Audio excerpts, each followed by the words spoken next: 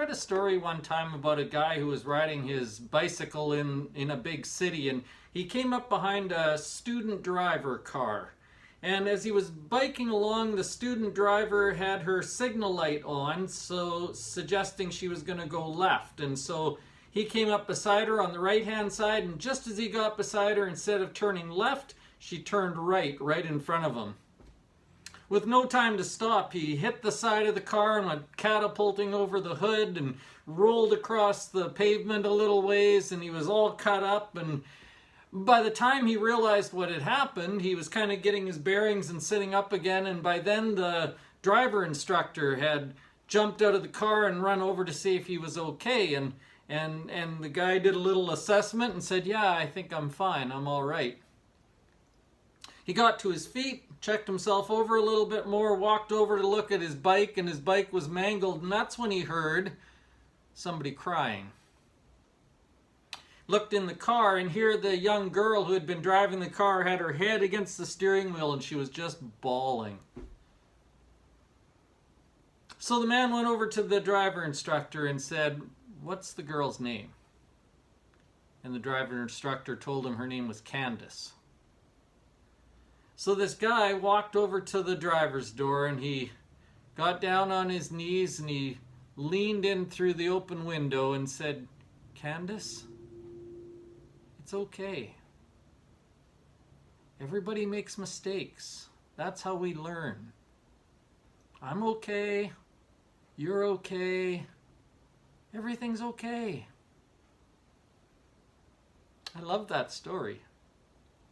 I love that story simply because lots of times in situations much less serious or dangerous than that, people fly off the handle and take everybody's heads off and point fingers and make sure everybody knows who's to blame.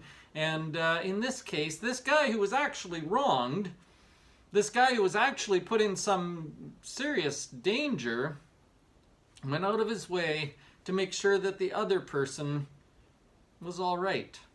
To make sure the other person knew that mistakes happen. Everybody makes mistakes. To make sure that she knew that he wasn't mad at him. "Candace, it's okay. Everybody makes mistakes. I'm okay, you're okay, it's okay." I like that a lot. I like that response. Maybe I like it because it's not normally my response. My response is much more the other way, trying to figure out who was wrong and who to blame and who to punish. I like a response that's a little more gracious, though. That's what I would want if I were Candace. Spiritually speaking, we need to understand that our God is like the bike rider. He is not a God who runs around keeping lists of all the dumb things you've done and just ready to chop your head off and ready to get you. He's not an angry God, as some people assume. In fact, we are told that while we were yet his enemies, he sent his son to die for us.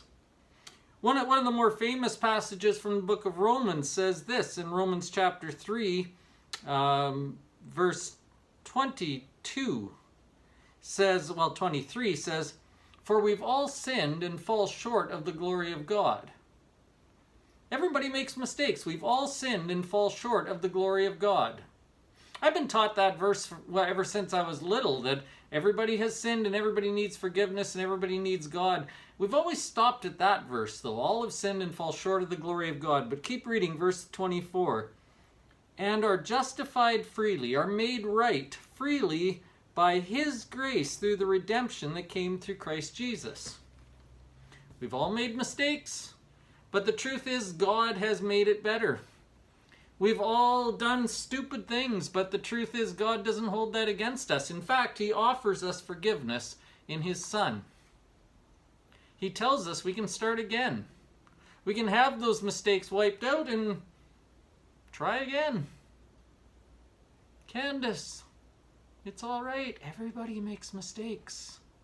You're okay. I'm okay." That is the way God thinks about us.